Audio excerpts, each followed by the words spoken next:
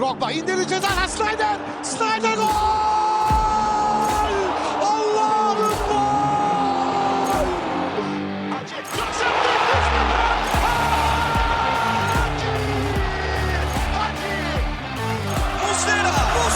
Muslera! Fernando Muslera! Golün adı Muslera! Sarıyoglu. Drogba! This is incredible! Merhaba and welcome to episode 19 of the Lion's Den, a Galatasaray podcast, done by the community, for the community. From all around the universe, I'm your host Samet, and I'd like you all to give a big applause to my fellow podcast members. From New York, America, Emre and Yasin. How my American boys doing? Doing good. Good, brother. It's been a while since we've been together. I feel like there's a lot to talk about today. Lots of stuff going on in Galatasaray. Personally, in my personal life, I'm feeling older by the day. I played soccer last week. I hurt my hamstring, so I said, let me play goalie for a little bit. You know, that's safe, right? Since I'm not going to move around too much. Nope, I played goalie without a goalie glove, and then I sprained my thumb. So I have like this glove right now that's just securing my thumb, which is all bruised up and swollen. So just one injury after the other for me. Old farts. Welcome to the club. And of course, we have from Melbourne, Australia, Mazhar. How are you doing, Maz? Yeah, I'm good. Yeah, I can relate to Yasin. I'm also playing soccer, but I'm still banging goals, bro. So Yasin, Some get things good. never change, eh? Some things never change, bro. And then before we go to Canada, I'd like to go to Kingdom of the Netherlands for a quick fact from Salih, the historian. The title, though. Yes. Today's fact will be about football and history at the same time. You know, I like to combine those two things. So, Nice. the first thing football related is that Greenland cannot join FIFA because not enough grass grows for a football field, apparently. So, since they became a bit more autonomous in 1980, they're just, well, not allowed to participate because there's no fucking grass. The funny part is, well, as we all know, it's actually called Greenland, but there's no green. And how that happened is in the year 1000, well, back in the Viking Age, basically. Viking was banished from Iceland, and he had to find new land, so he discovered Greenland. And in order to convince other Icelanders to join the land, he called it Greenland, so they would hope there would be, well, greenery Oh, that's for them to why. farm on and have animals and such. Yeah, Ultimate exactly. troll move. Exactly, he trolled. Damn. I didn't know that. Nice. That's a good one. Of course, from Toronto, Canada, Coach John. And then I'm going to say this to you, John. Coach John istifa. Coach John istifa. Coach John istifa. Coach John istifa. So, first of all, what happened with your quarterfinals, bro? Hard to talk about, man. Hard to talk about. But no, I was with the U15 group I coach. We were in the quarterfinals for something called the Ontario Cup, which is a big tournament here. And we had a 2-0 lead. And in the last maybe 10 minutes or so, we lost it, man. We lost 3-2. Lost some sleep over that one, but these things happen, you know. So don't boot me out yet. Give me a chance, all right? Samet has the Turkish mentality, I okay? don't Give know, me a man. chance. How can I take you How'd you serious jump? now? How can I take you serious now? John, you're a chaija, bro. Accept it. You should get Ted Lasso, man. What is this? What about the other point? I want to know. You were talking about a dream you had. There's something going on. Listen, I'll just make this brief, but I'm sure you guys will like this. So I did this morning. I woke up from a pretty crazy dream. So Yasin was in my dream, and basically we were playing a friendly against. Was he goalie? No, not this time. So Not with that bruised up front. let me just say, no pulled hamstrings in the dream either. But we were playing for Galatasaray. We were playing against Fenerbahce in a friendly. We were playing in this indoor turf field. And yeah, we were playing a friendly. Yasin and I were the center backs. And basically, long story short, he was getting so pissed off at me because every time I got the ball, I was dribbling out from the back and trying to dribble through their whole team to score all on my own.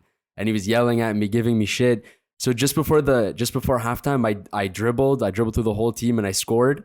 And I was like, Yasin, see, bro, we can do it. Just trust me. So I went off. I was celebrating on my own in the corner. I was like dancing with the corner flag and everything. And Just like Marco. yeah. And the ref started the match up again before I could reset back to my position. So I was in the corner dancing. The match was being played. Fener scored because we were down a man. And Yasin, I looked back. Yasin was yelling at me and his whole fucking head was red. His entire head was red the way he was giving me shit. And then he was like, bro, why would you do that? And I was like, dude, what the fuck do you want me to do? We're not playing with Kerem or Yunus. Like, how the fuck are we going to score? I have no choice.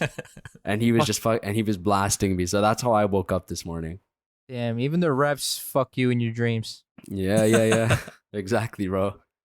I could just imagine Yasin's head. He probably had a vein popping out of his skull and everything. Yep, exactly, bro. The Wesley Sneijder vein. I would be mad in that Sneijder. situation. Well, if you had Mazhar in your dream, you had someone to score, right? Usually I'm center back in the dreams. Like someone else had a dream. I think it was Salih, and I was center back. True. That was a while back. And I had a dream once as well. Yeah, I remember, bro. Don't worry. And I had a dream once. I was center back, but this time, damn. Yasin stole my position. He was holding it down, I have to say, but it was me that was fucking around. I was maybe injured, that's why. Nah, you're benched, Maz, benched.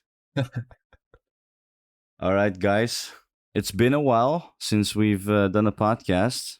Obviously, the BTF episodes were smashing it. So, felt like I didn't need you anymore. But I thought it would be a good time to return, right? With all of us.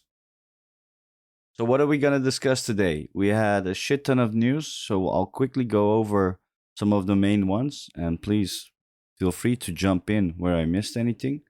And then we'll just free flow, take some topics from those and discuss it as usual. All right, what happened since our last episode? Galatasaray presidency, Burak Elmas, finally replaced by someone new. Eşref Hamamcıoğlu didn't win. Dursun Özbek is back. And in his team, he has Erden Timur as an important name.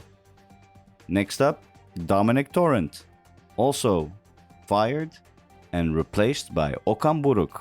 Well, congratulations for you, Emre. That's all you wanted.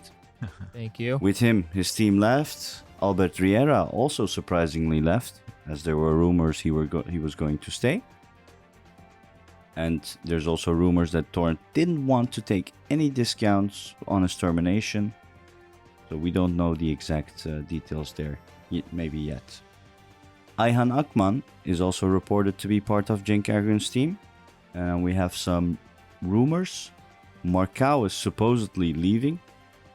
Denayer is supposedly returning. Mustafa Mohamed maybe going to Toulouse with an 8 million offer. Ola Solbakken, a 23-year-old Norwegian, might join us. Erik Botheim, also a potential free agent coming from Russia.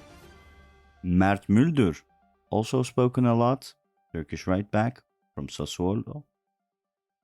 William Carvalho, Talisca is also two other rumors. And then an interesting point is Kuwait Airways may become a stadium shirt and sponsor for a huge amount of money. But this was officially denied by them on Twitter. But others are still saying no, it's still going on. So we'll see. And we're trying to get rid of Gomis and Diagne, supposedly. So there's 2 official transfers completed. Who wants to introduce those 2? Yasin, take it away, bro. All right. You just want to hear Yasin mess up the names, don't you? Yeah, I probably will, and I These are apologize in Turkish names, advance if I so do. should be fine. He'll be okay, man. All right. So our first one was Abdülkerim Bardakçı. He is from Konya. He played left center back. He's left-footed, so that's something important to keep in mind as we talk about rumors and Marcao going this summer. There's also Kazimcan Karataş. He's from Altay. I believe he's 18 or 19 years old. He's also left-footed, and he plays left back. Statistics for both last season. Kazimcan played around 23 games last season for Altay in the Super League. He has 0 goals, 2 assists, 1,400 minutes in total. Abdulkerim Bardak, there you go, I messed it up. Played 33 games, 5 goals, 3 assists in that time. And he's known to be a center back, similar to Marcao again, where he likes to get involved in the attack. Just like John in his dream last night. Hopefully, Abdulkerim actually does a better job getting back and the referees wait for it this time. But Oh, he fucking better, man. so those are those guys. I guess, we can talk about financials too. And on the topic of financials, before I get into it, hallelujah, we're finally seeing Cup come back. And I'm sure Emre, I'm sure everybody is super happy about this. Cup details. No more, going off of what Jakub Çınar said. No more going off of what Ali Küçüknair said. Now we actually see what the club is presenting to us officially, right? So on the topic of official numbers, Kazımcan Karataş, his transfer fee will be 1.15 million euros, aka 20 million TL. His signing fee will be 400k TL, aka 22k euros. Very, very small fee. It's for 5 years. I would say the average across those 5 years is about 7-8 million TL, which again is nothing, maybe 400 or 500k euros over those 5 years each year. Abdulkerim Bardakçı, on the other hand, is a 3+1 contract, so 3 years guaranteed. Last year, the 4th one is optional by Galatasaray, so that's all if we want it, right? That's important to keep in mind when we talk about his wages. His total transfer fee is 2.8 million euros, which some people don't love it, but you're getting a proven center back, Turkish, keep in mind, around 27, 28 years old, who had a very good season. His wages are 17 million TL, 19.5 million TL, and 23.4 million TL. Those are the guaranteed wages. If we choose to opt in on his 4th year, it's going to be 29.3 million TL, which is obviously a pretty high number, but it's good to know once again that that's optional. So if he's not playing well, if he looks like Selçuk did his last 2 years, we say, thank you for your service, time to move on. If he's playing great all through those 3 years, we say, keep him, pay what we have to. So those are the completed transfers, and there's a lot to talk about with those. So I'll leave it to you, Samet, or whoever wants to take over. Any opinions on that? Mm-hmm. Do you like it? Do you dislike it? Do you wish we got somebody else? What are you guys thinking? Yeah, I think with the Abdulkerim transfer, he had a good season last year, and so did Konya. I'm a little bit conflicted. Like, I don't know what's going to happen with Marcao, and I don't know. When I watch Abdulkerim, I see like shades of Alpaslan as well. Like, I think he's a lot better than Alpaslan, but I don't know. Rash, right? Yeah, he seems a bit. Yeah, exactly. He seems a bit. How can I say? He seems like a big, strong defender, but he doesn't. He seems like he can step in, win the ball, but I'm just not sure. Like, Alpaslan had those things too, but he just made mistakes and he just wasn't the smartest player. So I'm curious to see what's gonna happen here. And I don't know. Like, was he brought in to be a direct replacement for Marcao, or is Marcao leaving and then Nair's coming in? Like, there's so many different variables, so I don't know what part he's gonna play in the team. But I do think he is a pretty good player. I just don't know how I feel about him directly replacing Marcao, if that's what the idea is, right?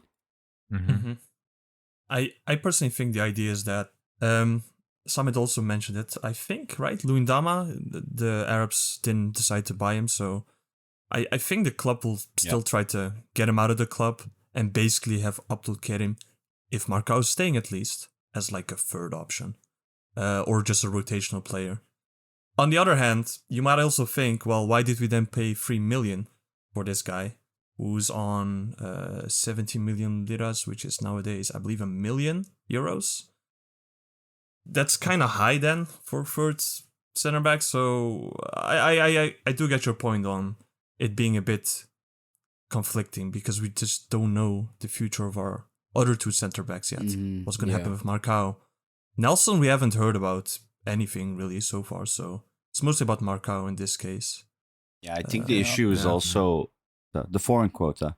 That's also a problem. So your keeper is foreign, right? And we might also change up our midfield, who are completely Turkish at the moment. And that means you need to find someone Yeah, you need to find someone Turkish, at least at the back, so you can Let me ask invest you. in foreigners for the front. Would you rather have foreigner defense backline or foreigner midfield and attack in general? Midfield and Because attack. that's what most teams are doing, right? Yeah, Midfield, 100%. yeah. Depends on how good people are, of course, but Mhm. yeah. I There's think most more- of that, yeah. Mm-hmm. I think this is a great transfer, honestly. And you can see that we did well because both Beşiktaş and Fenerbahçe wanted to transfer him. And we came in and swooped him and got him. So I'm happy with this transfer. Yeah, maybe link to Abdul Kerim Bardakçı. I want to put something out there. What do you guys think of Sabah reporter Mehmet Özcan being completely cancelled on Twitter because of an article he wrote in AMK Spor, where he basically notes the difference in salaries, saying, guys, all the local players are earning 6 million TL, 5 million TL, 4 million TL, but then you have Abdul Kerim Bardakçı earning 17 million TL. He's being lynched, he's being cancelled basically, for deliberately creating chaos for Galatasaray. And note down, he is a Galatasaray fan or a reporter. What do you guys think of that? He's a journalist, bro. He's Yes. gonna create drama. He's gonna stir the pot. He's just trying to get attention, I guess. I guess to a certain degree, yeah, he should be cancelled because stuff like that. We don't need stuff like that. Here's But the it's thing. Turkish journalism at the end of the day, bro. Yeah, but here's the thing, though. What people are getting mad about is not him just disclosing what his wages are. 'Cause everybody sees the wages. It's like, it's on cop. But like what people are upset about is that why is he only disclosing the wages for our club, right? Why isn't anyone ever talking about how much wages like Fenerbahce is playing or if Like a Özil, for example. or exactly or Beşiktaş? No one ever talks about it. It's never in like the news as a like newsworthy thing. But like, Galatasaray's paying a little bit extra for this guy. Boo, blasphemy. Maybe I don't know. Maybe I just don't pay enough attention to those But kind of he's things because also- Turkish journalism is just Yeah. funny, to say the least. Try to keep it PG, but But he's also saying like, this fee that he gets, Kerem and Yunus will go mad, absolutely nuts. That's how he Exactly. writes it down, right? Like, for me, honestly, in my opinion, fuck off, man. If I were a Galatasaray reporter, I would think twice publishing something like this. So, And- no matter how much his other reporter buddies are saying he's more Galatasaray than any other person, you don't post something like this. We have a good atmosphere going on. Transfers are coming in.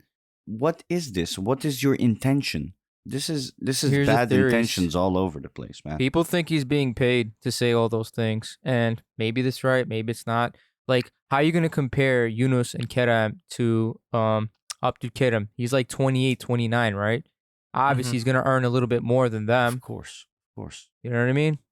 So, like, I think it's intentional, trying to, like you said, create drama out of nothing. And I find, think. yeah, go ahead, yes. Go ahead, Samet. No, it's ridiculous that this reporter is then expecting, Yunus and Kerem, we should immediately give him 18 million as well. Of course not. You sign a contract, you Doesn't know work what like you that. signed up for. Yeah. Like, I will not go to my boss and say, look, you just hired someone who has a PhD degree. He's 20 years older than me, but you're going to pay him 1,000 euros more, so I want the same. No, I know my contract. I know my age. I know what university I came from. There are brackets. There are certain fees that are paid.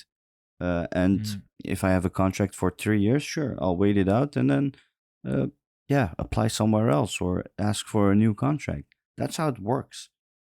Samet, while I agree with that logic and that explanation, it's not that straightforward, right? Because you said my boss gave me this much, and then the new guy's getting this much, right? But it's not that simple because the boss that Kerem signed that contract with last year or 2 years ago is a different boss than the contract that Abdul Kerim is now signing that contract with, right? So I think Mehmet Özcan is his name, right?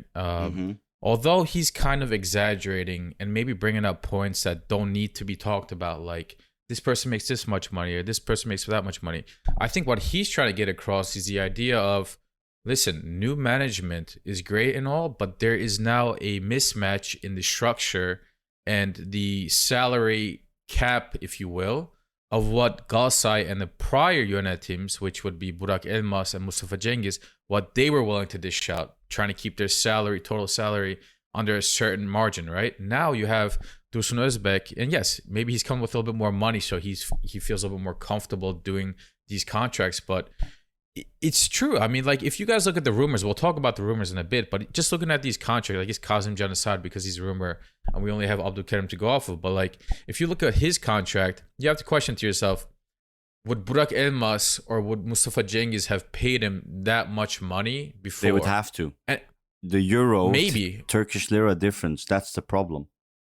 That's the big problem. Right? Maybe. When they made right. the contracts for Kerem and whatnot, the euro wasn't as expensive as it is now. Yeah. And then Fair. also look at Kazımcan. He's also not making as much as Abdülkerim, and I imagine that's because of the age difference as well. I mean, what has Kazımcan done to earn 17 million Turkish lira? That's man? also true. Exactly. That's what I'm saying. Like Abdülkerim is coming from a good season, and what he's did a hot Kerem do prospect. when he came in? Like, there was no reason to pay him 17 million, and he signed the 4-year contract, right? So I don't know if this is correct or not, but I just pulled up Kerem Aktürkoğlu, and it says when he signed his new contract for the extension last year, he's making 7 million TL last season, and this upcoming season he's gonna make 8 million TL. And just to compare, Kazımcan, who only proved himself at Altay for one season, is gonna make a little over 5 million. So there's not a big gap between the two. And look what Kerem has done. I mean, look, what Mehmet Özcan did is not that great, and I agree with the criticism, but I'm kind of glad that there is at least one journalist out there that's willing to kind of take the hit from fans for criticism, but at least he's bringing up a point saying, hey, look, keep this in mind going forward because you don't want to disrupt your wage structure. Yeah, we know, but... but like, you don't talk about it. Like, you're not going to see fans talk about these wage structures when we don't need to. Let them or, discuss that with their managers and the board. It's not up to us. Like, why should it, let's say Kerem and Yunus didn't even think about this. With these reports coming off, it might bother their head. And actually, I agree with that. Yeah, that's the whole problem. Yeah.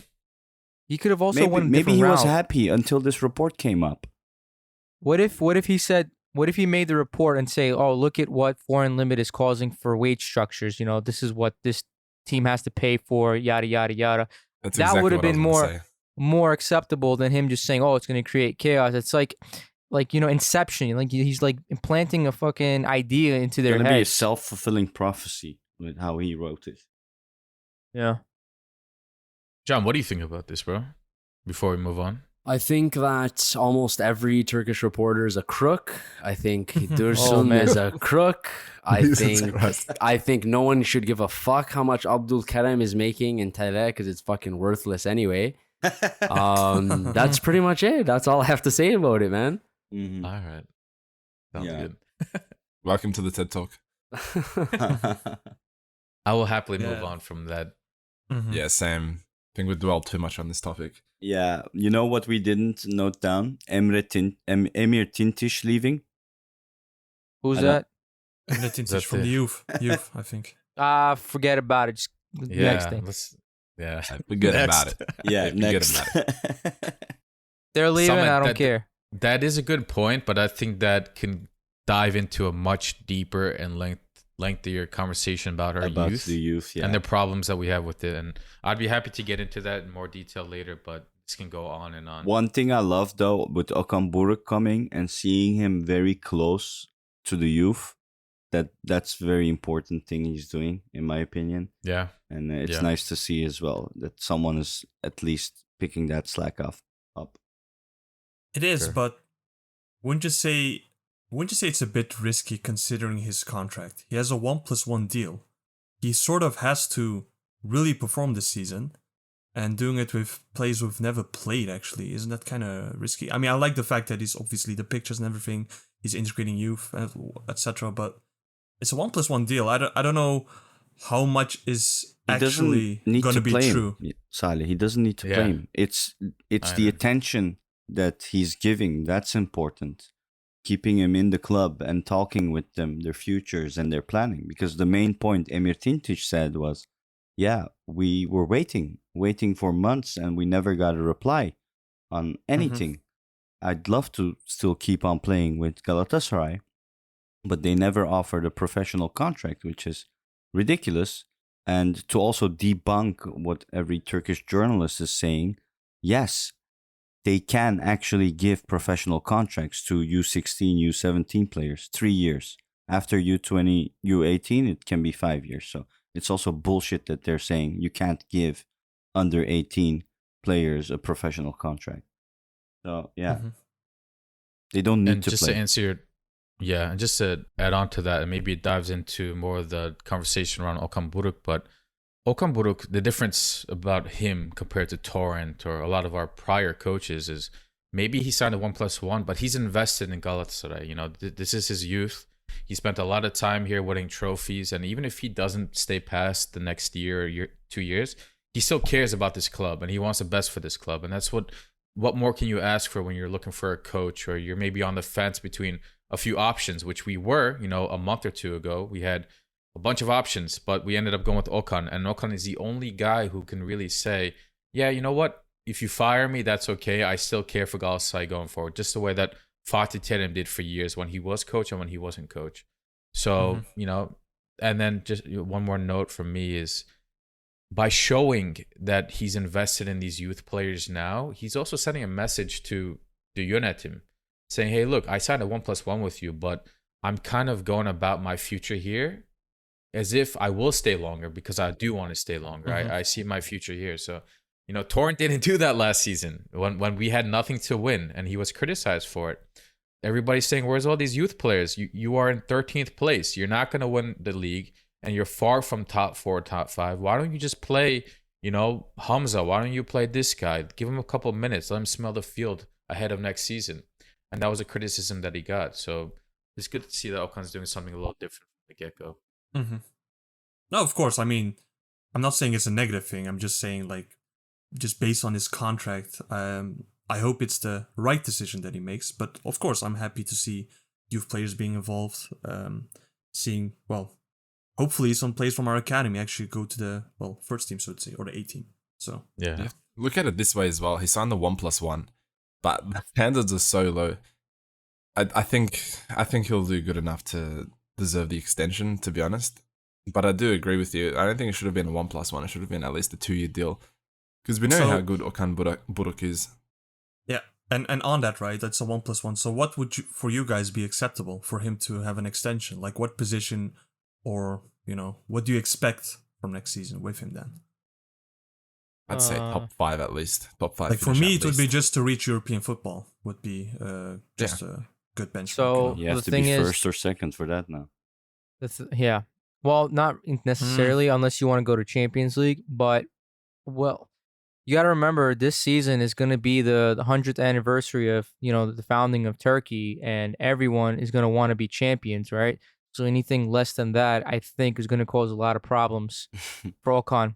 You know what I mean? Like, oh, you couldn't get this done or this done, and then the if you see, like, political side of our football. exactly, political side, the emotional side's going to take over. And if, like, our rivals, like, let's say Fenerbahce, who won it on their, you know, 100th anniversary of their club founding, and if they win it for country founding, you know, 19, you know, like Yeah. it's going to be a They'll have problem. another imaginary title. Yeah. Exactly. You know, about all this stuff about Okan Buruk.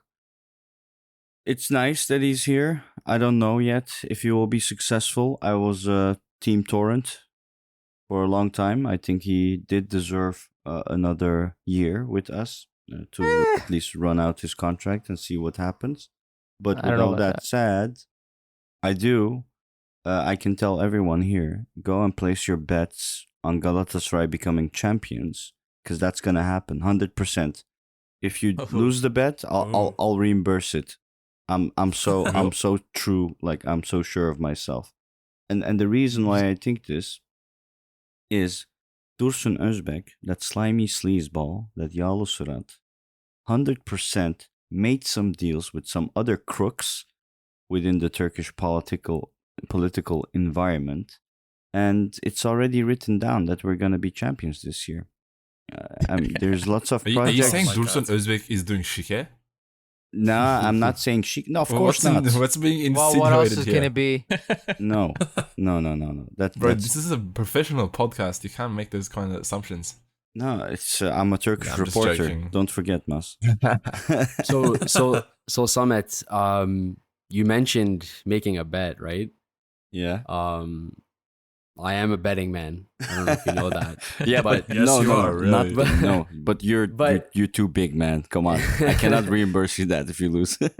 fair enough. But just in on that, I guess topic, I have it in front of me. The opening betting odds as it stands now for the winner of next season. So Mhm. Trabzon is the favorite to win, followed Fener by second. Fener, followed Yeah. by Beşiktaş, followed by Başakşehir, and then we're God after damn. Başakşehir. So the odds right now for us to win the league are at 10. So Really? I'll drop Yeah, so- 100 there. so Samet said he would reimburse me. He now said he wouldn't, because otherwise I No, would have just I'll, put. I'll cap it until 100 euros. I cannot deal with your okay. 10,000 euros on a bet. Well, no, I was gonna say I would put 10,000 on that. If they win the league, I win 100,000. If I lose, I got my money back. It's a win-win. Oh man. Why is it so low? What the hell? One more thing I Is wanted. that update? Sorry, I was just cutting you off. I was gonna ask John, is that gonna update as time goes on? Like, let's say if we Yeah. make more transfers. Yeah, right? Okay. Yeah. That's Yeah, way yeah. too low. Yeah, this will update exactly what you said, like accordingly and what happens. But this closes in August. So I think to place this bet, you have to make the bet before the league starts, or else it'll close. Mhm. Yeah. So if anyone's feeling really spicy and you want to take Istanbul Spor to win the league, that's 201 odds. So be my guest. What's Giresunspor? Giresun, the odds are 151. So whatever your stake is times 151, that would be your payout. Okay. Nice. You want to put $100 on that, Yasin, to win 15 grand? I do not. One more news I forgot to mention, guys. Ali Yavuz-Kol, our Instagram puff man. jacket boy. Or your Oh favorite my player. God, This Yeah. guy, this hater here. He's probably I'm so not happy. a hater. He's gone. He's gone. And he's gone to Adana Demirspor. So maybe Montella, was it? Can make something out of it. Yeah. And we have an option to get some money from his next sale. So that's always good. Mhm. So what else you want to talk about, guys? I just want to touch on Marcao again. Yeah. Let's go to We're the talking rumors. about before we go on to the rumors, I want to talk about Marcao because we're all saying we don't know what's going to happen. Is our transfers enough, etc., etc. What's happening with Marcao right now is they're waiting for a good offer for Marcao, and Marcao said he wouldn't go unless the offer is good enough. And he's like, if I don't go, I'm still happy to play for Galatasaray, and I will still do my job. So dumb. This is different from previous seasons. I don't know what changed, but I think 2 seasons ago, he really wanted to leave. We had an offer from Roma, and he stayed because Fatih Terim convinced him. He was begging to leave. And now, 2 seasons later, he's saying, nah, I'm happy at Galatasaray. Don't know what's changed, but like I know. Samet said, Adam and Dibi. And I know Okan what Buruk is really changed. happy about this as well. You want to hear, Mas? So- What changed? What changed, bro? Bro, you know, Marcao stayed for Fatih Terim, right? And we all know Fatih Terim has a huge cock, right? So Okan Buruk came. Okay. He sat with Marcao, and he pulled his dick out. That's what happened. What the fuck is going on? And I that's, mean, I believe it. yeah, And no. that was the deciding factor. That's it. He's like, If bu adam Samet çok said it's taşaklı. true. Yeah, I know. I have my sources. So if Marcao does leave, we will most likely make another centre-back transfer, according to reports. So yeah, that's it. That's all I want to say. And as that stands now, so we've heard so far that Roma and Zenit are interested, and it looks like the offers received from Roma so far are in the 12 to 13 million section or area. So I don't know how you guys feel about that, but come on, man. They're gonna have to. I feel Also, like they can fuck Sevilla. off.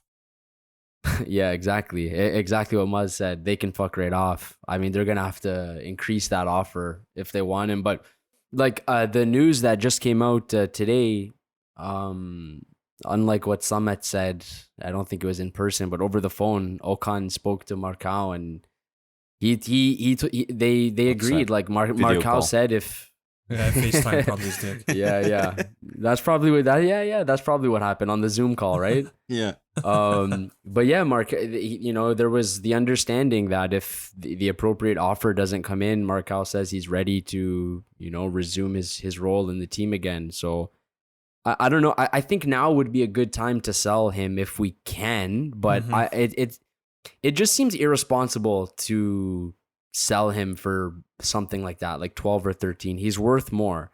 And I feel like at some point we need to break this idea, I guess, that these players can leave Turkey for so cheap. Like that has to change. Like that's just such bullshit, because everyone knows if he was playing for another European club, he'd be selling for much more than that. And it's fucking bullshit now. So, I'm tired of these peasant offers coming in. Like, send us something close to, like, even if they sent us an offer like 17 million from Marcao, at least I can say, okay, shit, you know what? It's a bit of a competitive offer. But no, like, starting at 10, going up to 12, it's a joke, man. But I tell you why it's like that. Sure. Because there's some loser cup club that keeps selling their players like 20 million euros. Especially one of them, Vedat. He went for what, 20 million euros? I don't know the exact number off the top of my head. What he went, and like we said, he's not worth that money, and he did crap. And now they're like, we got scammed. Now the Yabanjas are saying we got scammed, and now the same thing's happening. They're afraid to take a risk because these players are being sold for, in my opinion, those are inflated prices. Vedat was never worth 20 million. And there's more like that as well. It's not just Vedat. He's just the first one coming to my mind now. Yeah. Let me give you now they're another just too one. afraid to take a risk, bro. That's all it is. And you can't blame And him for that. from our side as well. No, not Went even to our Stoke, right? side. Fuck, go what's ahead. his face? Cenk Tosun. He went for Yeah, the like that's another most. one. Yeah, he like broke the league record, right? For Was like that the highest- league record? I think so. 25 mil? 22, Something 25 like mil, I that. think. Yeah, Oh my and he God, went to bro. Everton and he like kind of flopped there. So, Kind of? well, I don't want to be too harsh on the guy, but Nah, you yeah, can.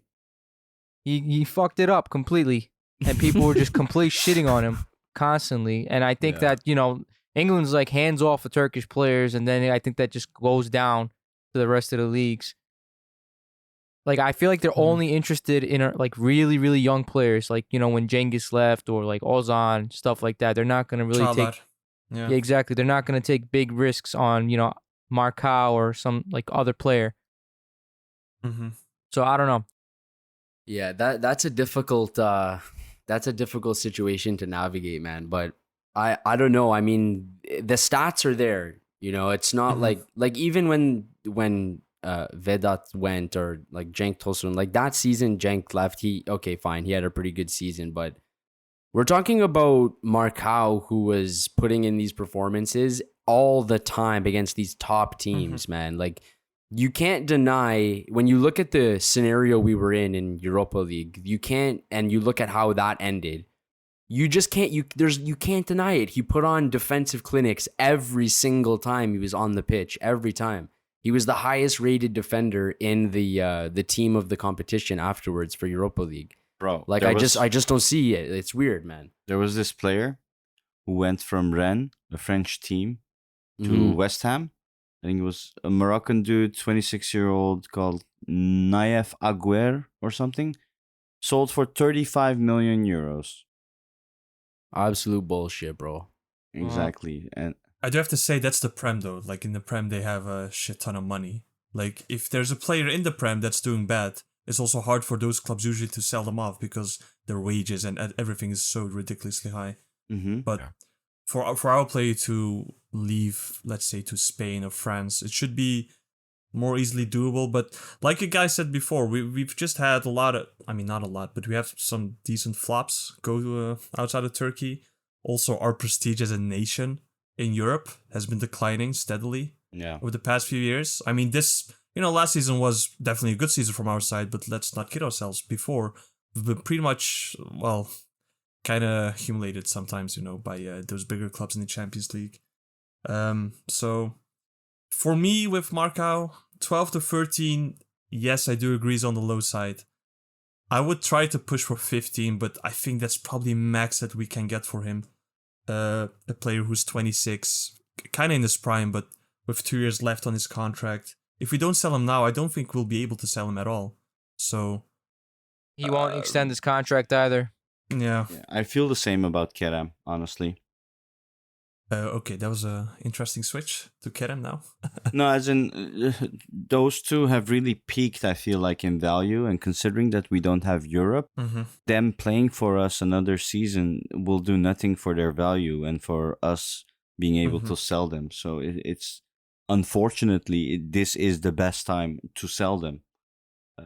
That's the state we're in. And as much as we love Marcao, I mean, if we do still sell him for, the low fee of 12, 13 million, it's still a profit in the end. I mean, we got him for, I think, 3 or 4 million. So we did do a good job in the end. I think it's about assessing, the value of a player versus the benefit of holding him. And 12 million, I'd rather keep him then. And maybe, after this season, we'll go to Europe and we'll see. I'll take 12, 13 million if they give me like a sell-on clause, his next sale, 25%. 50%. Yeah, even that much is like 25%. I'll accept that. Only Bishop accepts Is that the those selling clause for Jetson? No, Yeah. Jetson's 50%. Yeah. Jeez, man. Yeah. No wonder they got him before we did. Yeah. And it's like you have to ask yourself as well that I think Samet just mentioned, like if you sell Marcao for 12 million, right? Looking at what is 12 million in the market today in football is fucking Nothing. It's fuck Peanuts. all, honestly. So It is Peanuts, peanuts. Yeah, but for the it's- bigger leagues, unfortunately, not for us. so ask yourself, right? So where do you get more value? Do you get more value in bringing in 12 million, or do you get more value in just keeping Marcao, right? Like that's another scenario. Like, do you cash in on him and you take that even though it's much lower than what he actually is worth, or do you just say fuck it and keep him in the squad? We already know what he can do. We already know what he's going to do next season, probably this few seasons after that as well, right? So if he stays, is that worth more than 12 million? Problem is his contract is what, like Salih said, 2 more years, right? So let's say he plays next year, then you really have no choice but No. to accept what he. Already sit down with him now. Well, yeah, that's what you do if you don't sell him, but I don't think he'll accept. Yeah, You also have to look at it this way, to answer your question in a way, John. With that 12 million, let's say, I think it's going to be more because, the rumors are, okay, we have 12, 13 million offers, but the board is not going to listen to anything or consider anything under 15. So I think we're just waiting at this point. But let's say we do go with 12 and 13. You have to now think, okay, what can Galatasaray do with that 12 and 13 million to replace Marcao, and what else can they do on top of that? And when we start looking at what we've done so far, as well as our rumors, it makes sense. I hate it. 12, 13 million feels low to me too. But when you say, okay, I can replace him with, 2 center backs minimum, right? Abdulkadim is going to cost me 3 million. Okay, that leaves me with 10 million extra. And then you have Denayer, we'll talk about, who's a free agent coming for, let's say, 2-3 million signing on fee as a free agent. Okay, that leaves me with another 6, 7, 8 million. What can I do with that? Okay, I can bring a CDM if I do my scouting properly. Or if I want to, if you want like one of those Buick Bubba CDMs, and you spent maybe all that 6 mil on one of those guys, and those guys together, likely, as long as they don't screw up completely, will make a collective bigger difference than Marcao by himself. Yeah, but And it when can you're be trying to be champions, you have to think about that, right? it can be a hit and miss with new transfers. With Marcao, you know what you have, and okay, is our scouting? Yeah, sure, we have a good scouting. You could say. You remember Robson Reis from the winter transfers, where he was rumored with us, Mhm. Brazilian guy. Race. Well, he Yeah. apparently went to a Portuguese club. What's its name? Boa Vista Football Club. And they have a 1-year loan and a €1 million optional fee if they want to buy him. So we could have gotten him, Yes. for example, 22-year-old center back, Brazilian. Honestly, I'm gonna keep an eye on him and see what he does. Interesting to see. But for Marcao, it's also we don't know the final price yet, right? The figures are all over the place. We are discussing 12, 13 million. Who knows? Dursun Özbek might pop open his wallet and say, "I sold him for 25. I'll be happy and content then, you know." Oh my god. Got Yeah. big That- balls, this dude. Now that I do think about it, 12, 14 million is probably not the most that we can get, but it's probably close to what we can get. Then again, we also had rumors about other players coming in, right? And someone like a Mert Mulder being 8 mil, well, then we can't really replace a lot of players with just selling Marcao. Because in my opinion, that's a high price. That's steep, but for Yeah. Mats Mulder, in my opinion, is only worth around 5. Probably. And it's, well, first of all, like that's already kind of been dismissed. Like his manager said he doesn't want to come to Turkey at this stage in his career, but even if he was interested, that would be My source. ridiculous.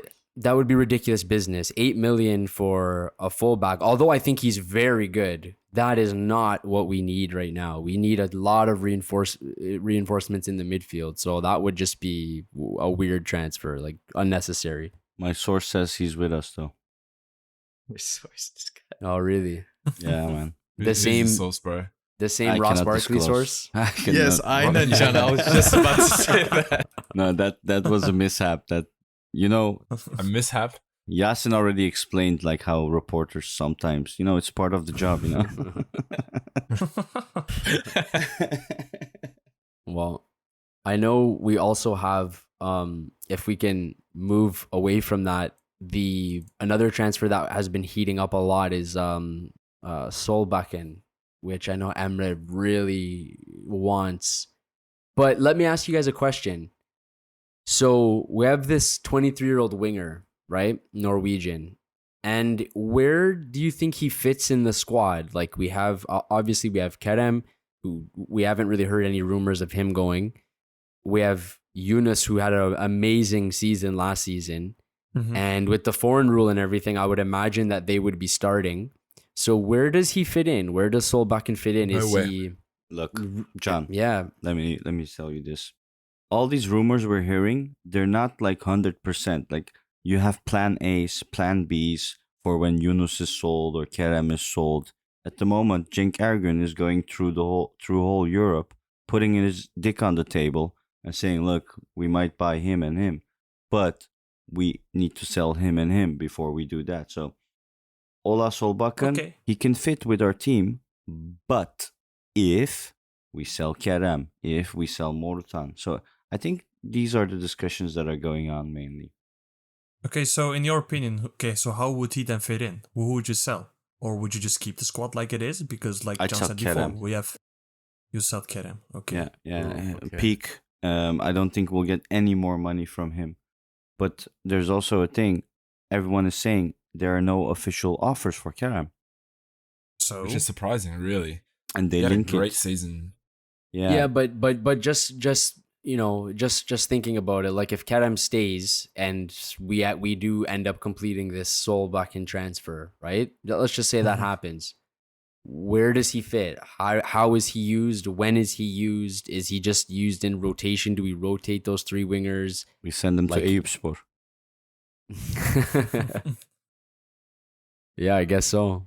Along Okay. with no, Morutan. but like John said before, I think on the winger side, that's not really, in my opinion at least, not really a priority position. Because like you said before, we have Kerem, we have Yunus, we have Barış Alper Yılmaz still, Morutan, Emre Kılınç, who play on the wing, Seki Dika and Olcan returned, if I recall correctly.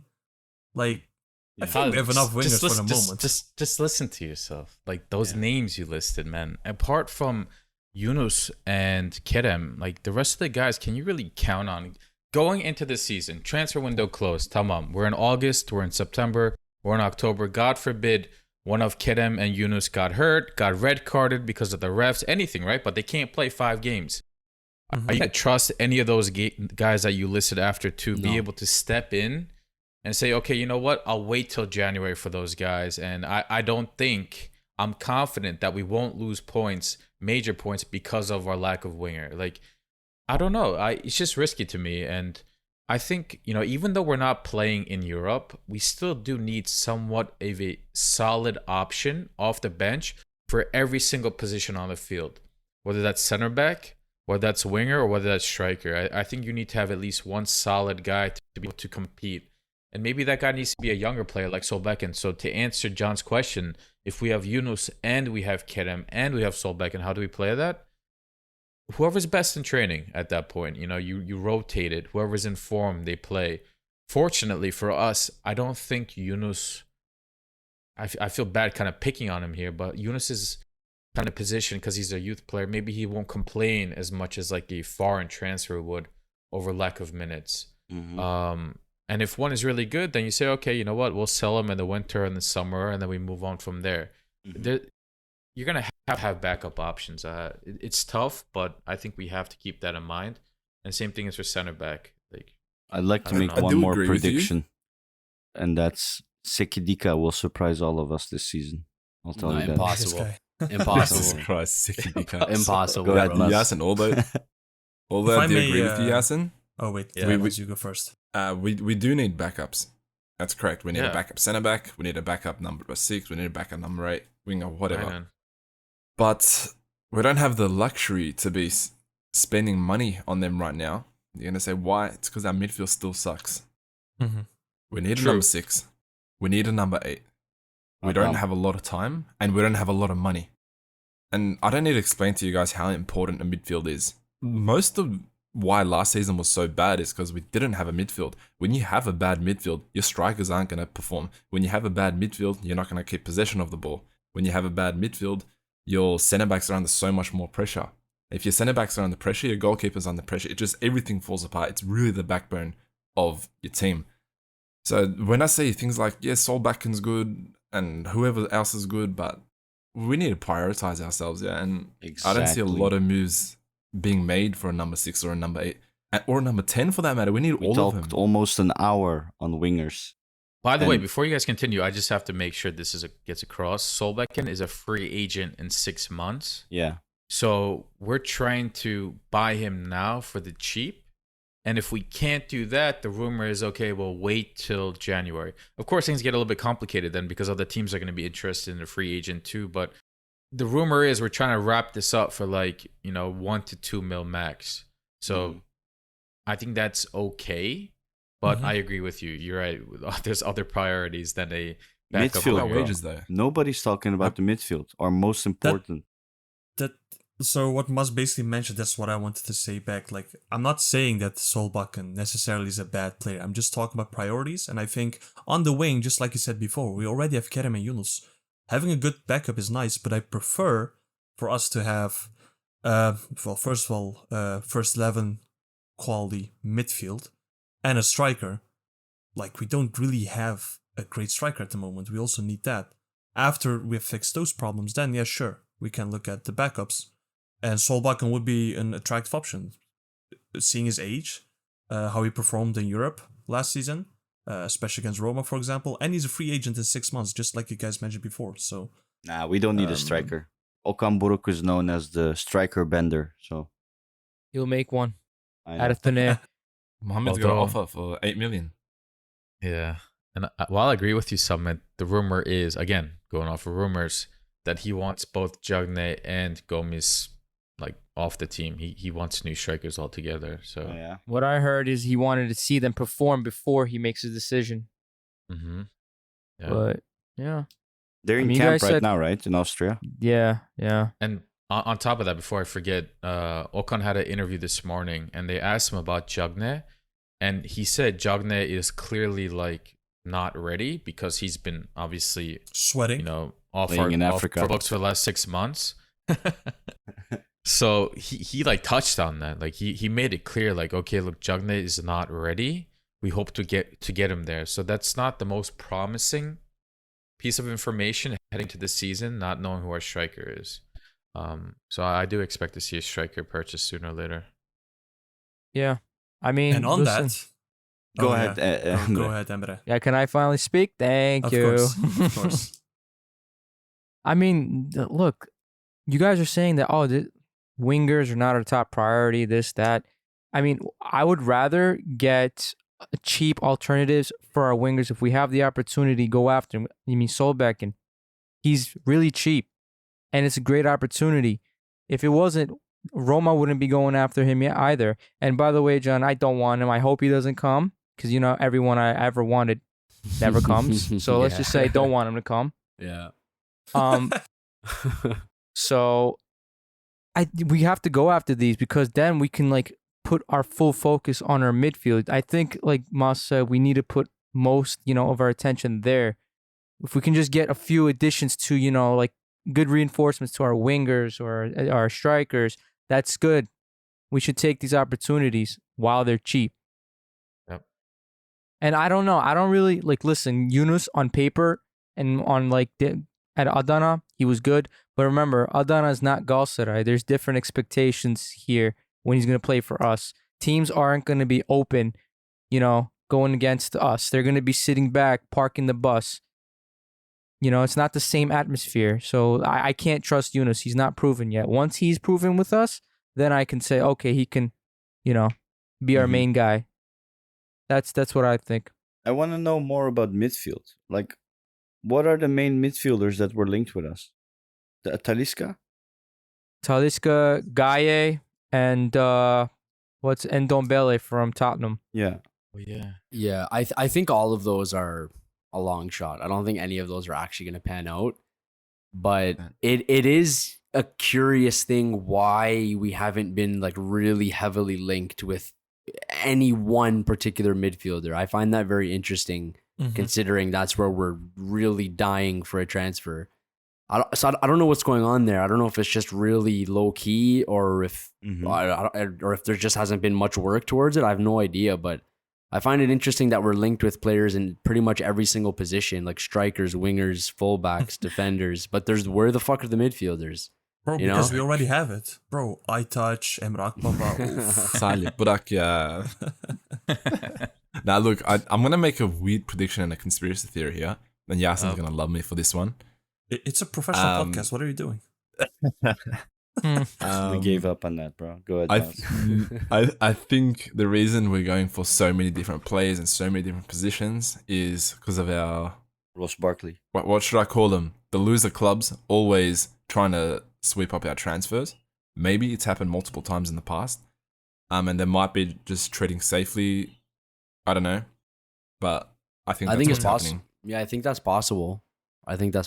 But I don't know. It that could very well be happening, but the players in midfield that we were linked with, like Carvalho from Brazil, Gustavo Scarpa, and the other ones that Emre mentioned, and Ndombele and a few others, like it's like I wouldn't be surprised if we do make a pretty big transfer and someone with a name, you know, comes. I wouldn't be surprised in that at all, but it's like I don't know, man. Usually we see it come up in the media or we have some indication about it. These names that have come up, they've come up like once or twice and that's it. You know, like Talisca, there's like one guy reporting that. Everyone else is saying it's not happening. Carvalho, we have like little tidbits of news every few days that comes out. The only one that excited me was Gustavo Scarpa, man.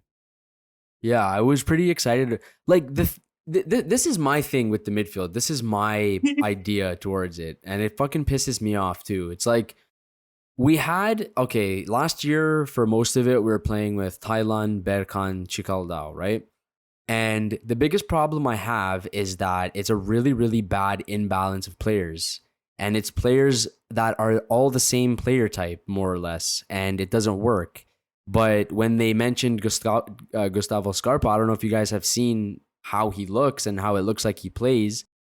None of those players that we played with in midfield are attacking. You know, they don't have that attacking sense at all. And he does.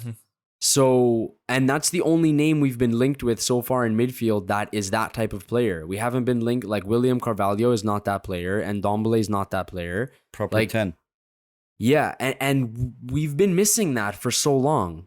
You know? Like we had Belhanda, okay, I know a lot of people are split on him. I've never liked him. I think he's pretty shit, to be honest with you. But I don't know. Where are these attacking players? You need to have some type of attacking player there. And what I'm worried about is that we're not going to make that transfer, and then we're just going to use Emre Akbaba there because he's pretty much one of the only players in our squad that is a little bit more attack minded that can play there. And I don't want to.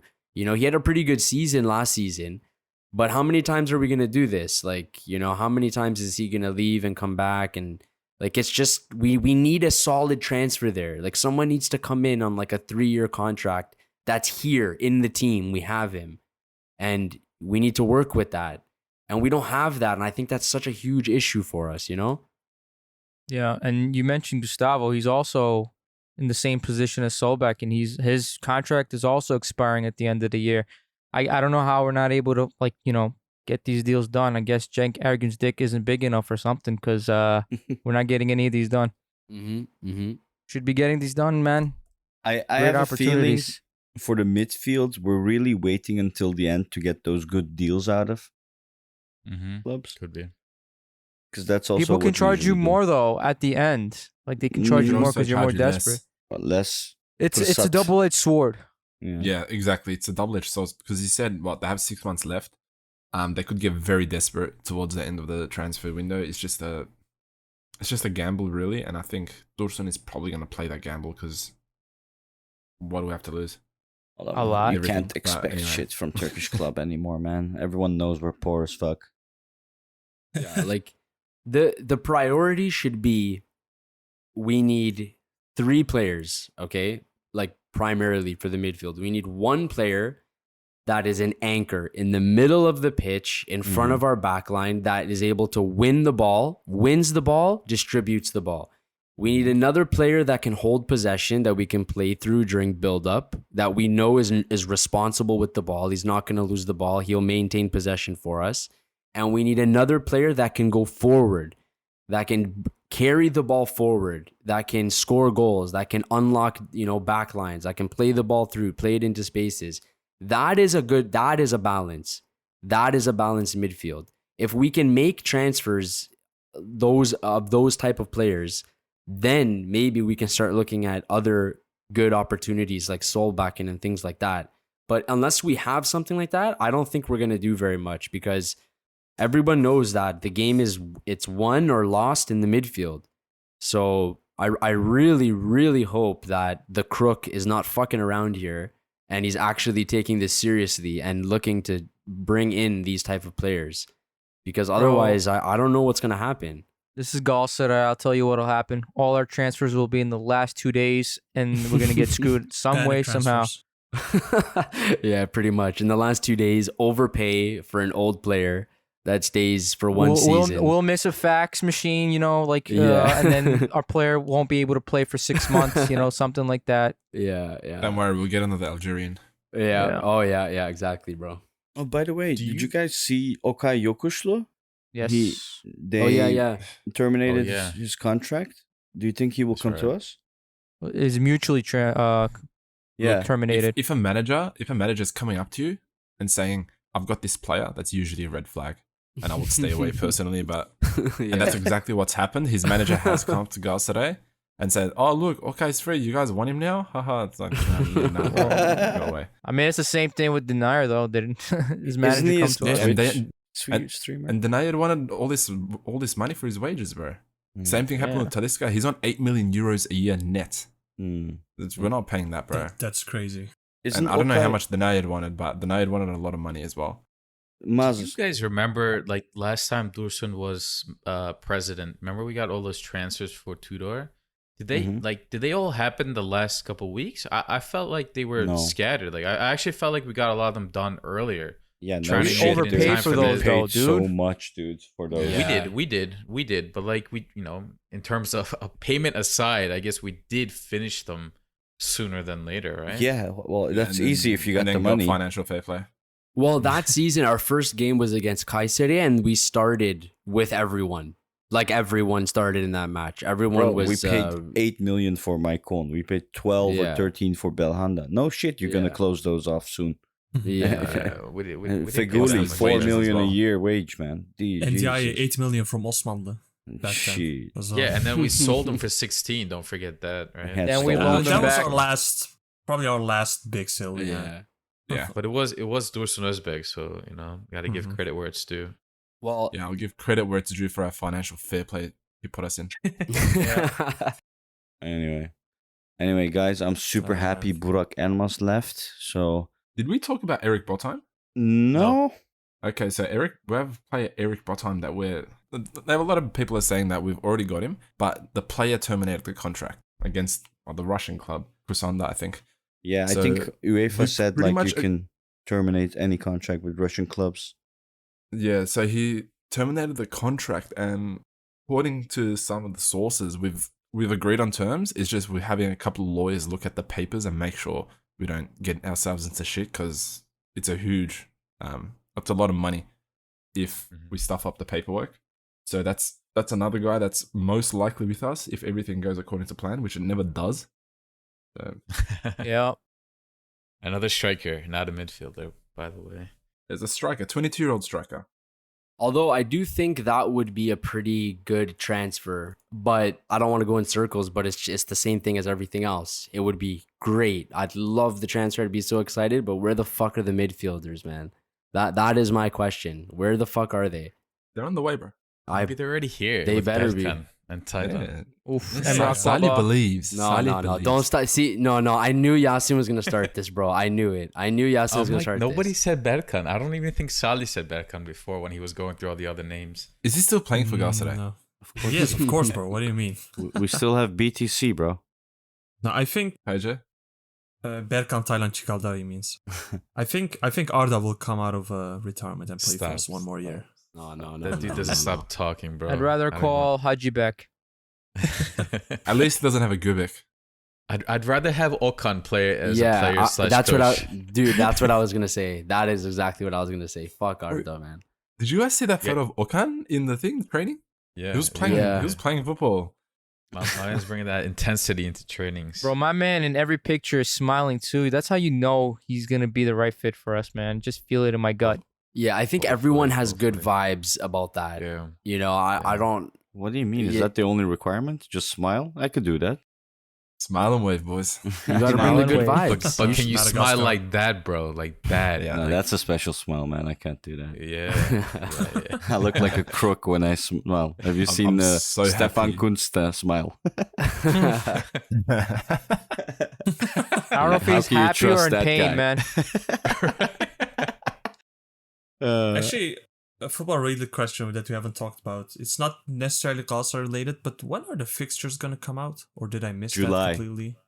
July. So This month. we're in Soon. July, but somewhere this month. Okay.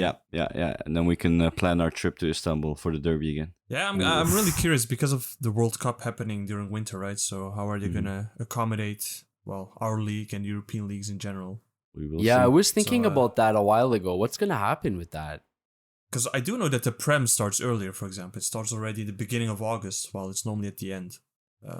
And there are more Mhm. games in a month as well. Mm-hmm.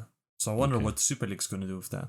Well, we do need to wrap up, Saleh. So if there's anyone want to say one final thing, Okay. So I'm pretty happy about Okan being with us, because me and Emre have wanted him for maybe 3 years now. Yeah. So I'm super excited for this season to come. I think we will be champions or runners up at the very least. It'll be a close one this year, and Hopefully. let's see how it goes. all right. Cool. Okay. I have one question to close it off. One Go ahead. question about a player we haven't talked about. Oh boy. Yasin, how sad are you with the fact that Bartu Elmas signed for Olympique Marseille? I'm not sad. I mean, I was sad originally, but after I thought about his decision, I was like, you know what? He can I fuck kind of off. get it. I kind of No. get it. No, I actually understand him, and I understand a lot of other youth players that do want to leave. Like, because they didn't, like, he didn't know Okan was coming, right? So he kind of made his decision before Okan was official. Maybe Okan would have changed his mind. Maybe, he's a little bit regretful now that he sees Okan is coach and Okan is bringing 11 youth players into the A squad, right, for camp. But He didn't see Okan's At- dick yet, so he's, Mm. that so like, you know, I don't blame these youth players because up until now it was Terim who barely implemented youth players. Up until then it was Torrent who didn't include youth players. So these guys got to make a decision for the rest of their for their career. And although going to Marseille's like youth team or like reserve team might look bad at the start, it's a new opportunity for these guys to show themselves. And worst case scenario, he comes back to the league and plays for a Anadolu team, and he makes his way out from there. He's still playing young. for the fourth division in France, bro. For now. I thought it was fifth, no? Fifth. Come on. It definitely We've seen doesn't it look before. good. We saw it with Mustafa Kappa. Listen, We know what's I'm how not it's gonna gonna end. I'm not gonna defend that. You know, obviously that doesn't look good, but I'm saying I kind of get where he's coming from wanting to leave. Okay, now I understand, Yasin, why the youth is leaving. Yeah. They're all underage, so the dick thing doesn't work. Oh my god. They gotta be 18, bro. Minimum. Okan can't use the magic wand. That's what you're saying. Let's wrap up, bro. My man takes a done, joke man. and just keeps going.